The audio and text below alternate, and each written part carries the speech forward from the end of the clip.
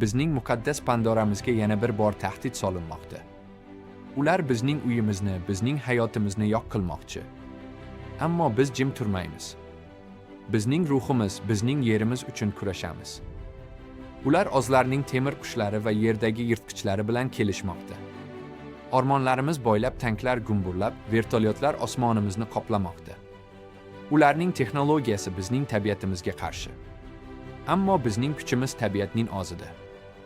Bizning aka-ukalarimiz otlarga o'xshash mavjudotlarni minib, kamonlarimizni tortib, ularga qarshi chiqmoqda.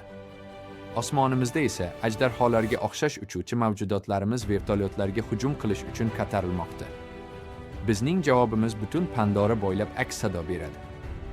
Jang boshlandi. Osmon vertolyotlar va ajdarholarning qichqiriqlari bilan to'lgan.